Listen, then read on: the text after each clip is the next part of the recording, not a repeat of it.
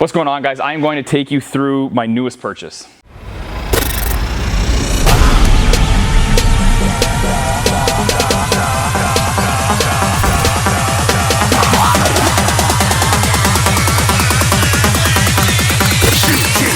Didn't even get to cross.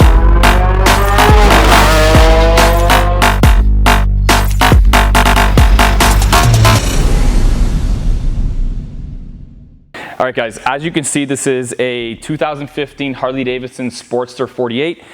The reason why I picked the 48 is because it already kind of had a lot of blacked out accents. There was a couple things that actually came with that I didn't do that weren't original. Came with the Screaming Eagle intake. Straight pipes, came with slash cut straight pipes that are ridiculously short and extremely loud.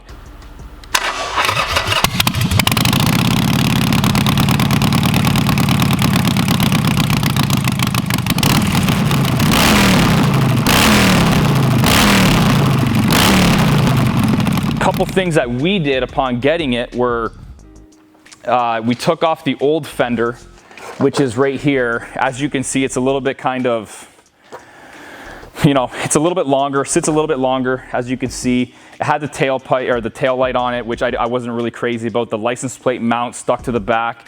So we ended up getting a different, I believe this is, I guess, kind of like a generic rear fender for it, but it actually worked out really well. It actually has this little window in here, so when we drop the bike a little bit, I think we're probably going to drop it maybe like 2 inches, maybe 1.5 inches, maybe an inch, I'm not exactly sure.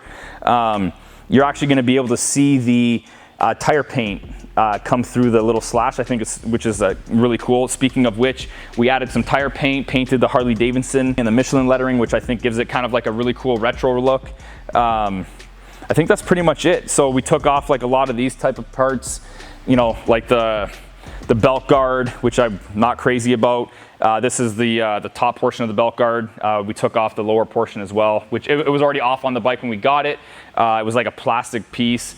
We took off the front fender for the bike, kind of make it look a little bit more stripped down.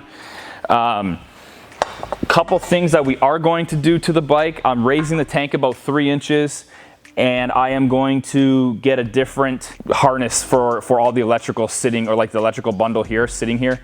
We're going to change out these god-awful signal lights here, turn signal lights. We're going to put either, if this goes back on and I don't end up chopping the fender, we're going to get maybe like a little LED lights to replace this, or we're going to go strip light underneath the fender depending on how far these springs drop the fender. And we're also going to do the exact same thing, replace these bug eye awful looking things with something a lot more streamlined. Another thing we did was we took the stock mirrors that were sitting up on top and reversed them and threw them underneath the handlebars, which gives it a much better look. I'm not a crazy, to me it looks like the bike's got antennas. I don't like that look. Depending on how these work out, I may or may not get smaller mirrors, just because these are kind of hitting some of the, the wiring there and the linkage. It's also got an aftermarket tuner and programmer on the bike. The mirror kind of hits it a little bit depending on how how you sit on the bike, how tall you are, whatever. Right now it's not hitting, but if I adjust it, it might hit a little bit. You can position it in a different way, but yeah. So just depending, I wouldn't mind.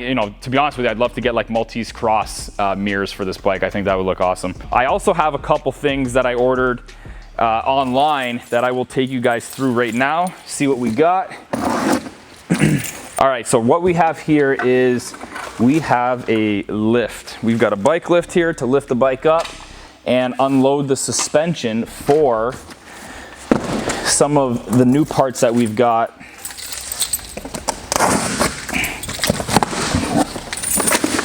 I've got a Bell half-face matte black helmet, which is actually, that's really nice. No fingerprints, perfect. We've got that. Put that back in this box. It's actually really cool, eh? Yeah. Some nice leather, nice red leather stitched on the inside. Really cool look. Nice matte black, which is absolutely my style. And we have got shock covers for the front forks, which, looking at them, might be a little big. Yeah, we're gonna have to get a different size. I mean, the problem is the company that I bought all this stuff from, all the other sizes were out of stock, so I was like, you know what, I'm just gonna try these out, see where I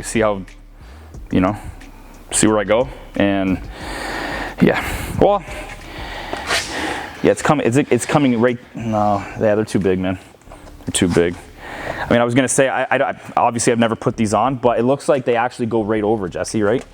Like right down to the bottom. Yeah, it looks like it looks like this. Yeah, it sits on this. Yeah, and this goes to here. Exactly. So actually, they might not be too big. But it looks so. It does look long, but it looks like it sits like right here. Yeah. Which actually might not be bad. Actually, that's probably how it. That's actually work. Yeah. They might work. Okay. And this is what I'm really excited for.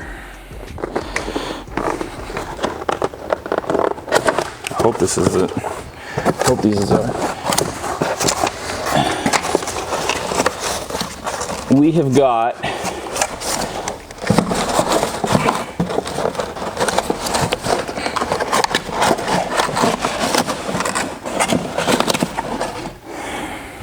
some lowering springs, which I am very excited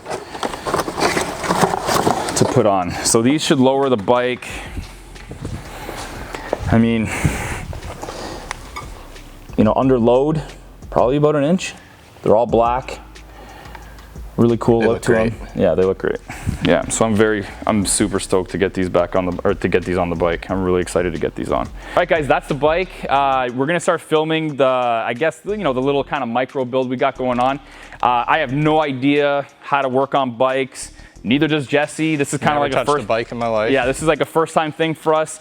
We're gonna, you know, get the bike up on the lift and start wrenching away. And stay tuned.